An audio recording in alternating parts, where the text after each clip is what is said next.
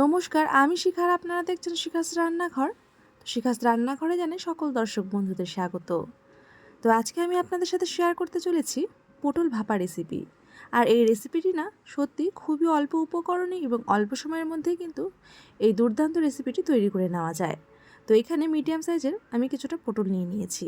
তো এখানে সমস্ত পটল আমি ব্যবহার করছি না, এখানে আমি 5টার মতো পটল ব্যবহার করছি। এই পটলগুলিকে আমি ঠিক এইভাবে করে ছুলে নিয়েছি এবং মাঝখানে কিন্তু এর দুপাশ থেকে আমি চিড়ে নিয়েছি, যাতে ভেতরে খুব ভালো করে সেদ্ধ হয়ে আসে। আর প্রথমেই আমি পটলগুলিকে কিছুটা নুন, হলুদ এবং লাল লঙ্কার গুঁড়ো দিয়ে খুব ভালো করে ম্যারিনেশন করে নেব। আর এই পটল ভাপাটি কিভাবে তৈরি করে নিয়েছি, যার জন্য কিন্তু আমার এই ফুল ভিডিওটি আপনাদের দেখে নিতে হবে, না হলে বুঝতে পারবেন না স্টেপ বাই স্টেপ কী করে এই পটল ভাপা রেসিপিটি তৈরি করে নেওয়া যায়। আর এখনও যারা আমার এই চ্যানেলটিকে সাবস্ক্রাইব করেনি তারা অবশ্যই আমার এই চ্যানেলটিকে সাবস্ক্রাইব করে চ্যানেলটির পাশে থাকুন। তো এখানে কিন্তু সমস্ত পটলগুলিকে আমি খুব ভালো করে নুন, হলুদ এবং লাল লঙ্কার গুঁড়োটি মাখিয়ে নিয়েছি এবং এইভাবে করে মেখে আমি কিছুক্ষণের জন্য রেখে দেব। অন্যদিকে একটি বোলের মধ্যে আমি কিছুটা সাদা সর্ষে এবং কিছুটা পোস্ত আমি ভিজিয়ে রেখেছি এবং এর মধ্যে আমি অ্যাড করে দেব স্বাদ অনুযায়ী কিছুটা নুন, দিয়ে দেব 2টোর মতো কাঁচা লঙ্কা আর কিছুটা পরিমাণে মগজদানা। এই সমস্ত উপকরণগুলিকে কিন্তু আমি খুব ভালো করে পেস্ট তৈরি করে নেব। তো এখানে দেখুন আমি কিন্তু একদম একটি স্মুথ পেস্ট তৈরি করে নিয়েছি।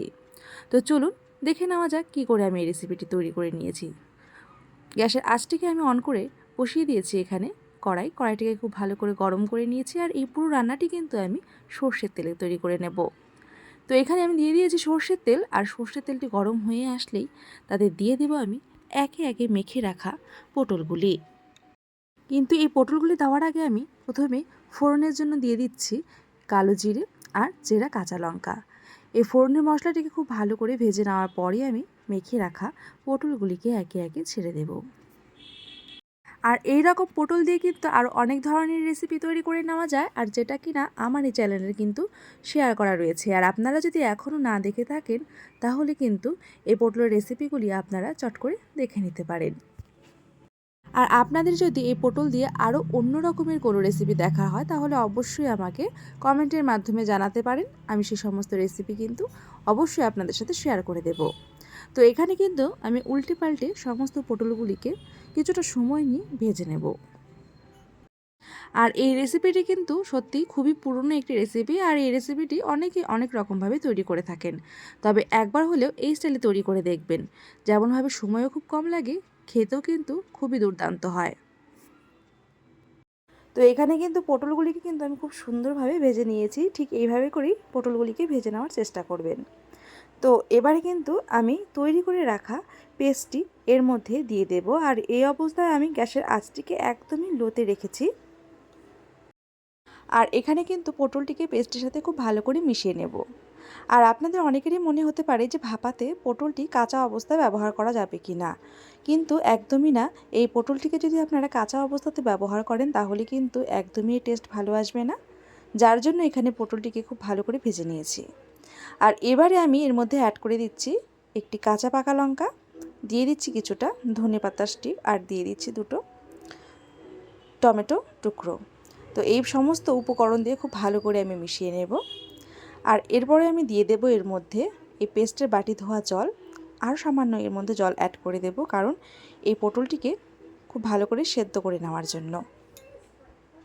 আর আপনারা অবশ্যই কিন্তু পটলের পরিমাণ হিসেবেই কিন্তু জলটি ব্যবহার করবেন। আর এখানে কিন্তু খুব একটা জল ব্যবহার করলে ভালো লাগবে না, জাস্ট পটলটি যাতে খুব ভালো করে সেদ্ধ হয়ে আসে সেই হিসেবে আমরা এখানে জলটি ব্যবহার করছি। তো এখানে কিন্তু ভাপে বসানোর জন্য সমস্ত কিছু রেডি হয়ে গেছে।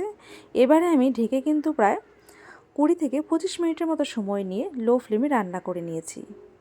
আর এখানে দেখুন পটলটি খুব ভালো করে সেদ্ধ হয়ে গেছে।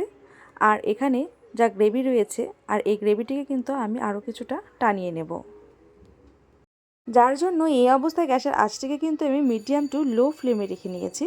আর এবারে আমি কিছুটা টেস্ট করে নেব যে এর মধ্যে নুন লাগবে কি না। তো এখানে কিছুটা পরিমাণে নুন লাগছে, যার জন্য এখানে আমি নুন অ্যাড করে দিয়েছি। আর আপনারা অবশ্যই চেখে দেখে নেবেন। তো এখানে খুব ভালো করে আমি মিশিয়ে নিলাম নুনটিকে, এবং আরও কিছুটা সময়ের জন্য কিন্তু আমি এই গ্রেভিটিকে টানিয়ে নেব।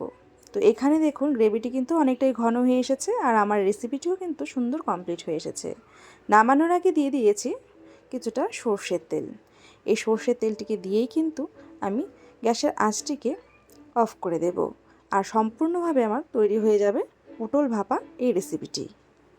আর ভোজনরসিক বাঙালিদের পাতে যদি থাকে এই রকম পটল ভাপা, তাহলে তো কোনো কথাই হবে না।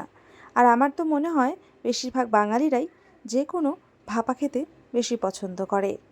তো গরম গরম ভাতের সাথে এই রকমভাবে আপনারা পটল ভাপা রেসিপিটি তৈরি করে দেখুন, খেতে কিন্তু সত্যি ভালো লাগবে। আর আমার এই রেসিপিটি আপনাদের কেমন লাগলো সেটা অবশ্যই আমাকে কমেন্টের মাধ্যমে জানান। আর আপনাদের এরকম কমেন্ট পড়তে আমার যেমন ভালো লাগে তেমনভাবে কিন্তু আমি আরও নতুন নতুন ভিডিও করতে ভীষণভাবে উৎসাহ পাই। আর আপনারা যারা রয়েছেন পুরনো বন্ধু আর নতুন বন্ধু, তাদের দুজনকেই বলছে আপনারা যেভাবে আমার পাশে রয়েছেন খুব ভালো লাগছে। আর আপনারা অবশ্যই ভবিষ্যতে এভাবেই আমার পাশে থেকে যান এবং আমার এই চ্যানেলটিকে শেয়ার করুন, যাতে করে আরও কিছু লোক আমার এই ভিডিওগুলি দেখার সুযোগ পায়। তাহলে আমি আজকের মতো এখানেই শেষ করছি। আবারও আপনাদের সাথে দেখা হবে আরও নতুন নতুন কিছু রেসিপির সাথে। আর আপনারা অবশ্যই সুস্থ থাকবেন এবং ভালো থাকবেন।